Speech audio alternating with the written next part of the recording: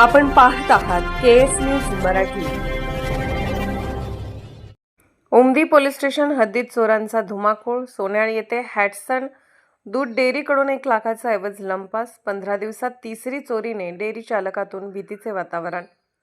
Umadi police station अंतर्गत येणाऱ्या गावांमध्ये गेल्या 1 महिन्यांपासून चोरांनी धुमाकूळ घातला आहे। दूध डेअरी आणि गोदामे हे चोरांचे टार्गेट बनले असून पोलिसांच्या तपासाबाबत नागरिकांमधून नाराजी व्यक्त होत आहे। गुरुवारी रात्रीच्या सुमारास सोन्याळ येथील नदाब फाट्याजवळ असलेल्या नदाब दूध डेअरीचे कुलूप तोडून अज्ञात चोरट्यांनी आत प्रवेश केला। चोरट्यांनी दुकानातील 25 पोते पेंट, इन्व्हर्टर, बॅटरी आणि वजन काटा असा एकूण सुमारे 1 लाख रुपये किमतीचा मुद्देमाल लंपास केला। या घटनेची फिर्याद आज शुक्रवारी सकाळी उमदी पोलीस स्टेशन येथे नोंदवण्यात आली आहे। 15 दिवसात 3 चोरी, तपास मात्र शून्य। चोरट्यांचे धाडस दिवसेंदिवस वाढत आहे। 15 दिवसांपूर्वी कुलारवाडी येथील दूध डेअरी फोडून 50 पोती पेंट लंपास। 1 महिन्यापूर्वी माडगळ येथून 50 पोती सरकी पेंट चोरीला।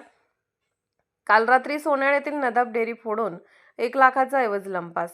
मात्र या तिन्ही घटनांचा अद्याप कोणताही तपास लागलेला नाही। ना आरोपी सापडले, ना मुद्देमाल हस्तगत झाला। नूतन हजर झालेले कर्तव्यदक्ष अधिकारी म्हणून ख्याती असलेले गणेश वाघमोडे साहेब कारवाई करणार का? वारंवार होणाऱ्या चोरीमुळे शेतकरी आणि व्यापारी वर्गात भीतीचे वातावरण आहे। रात्रपाळीला पोलीस गस्त नसल्याचा आरोपही नागरिक करत आहेत।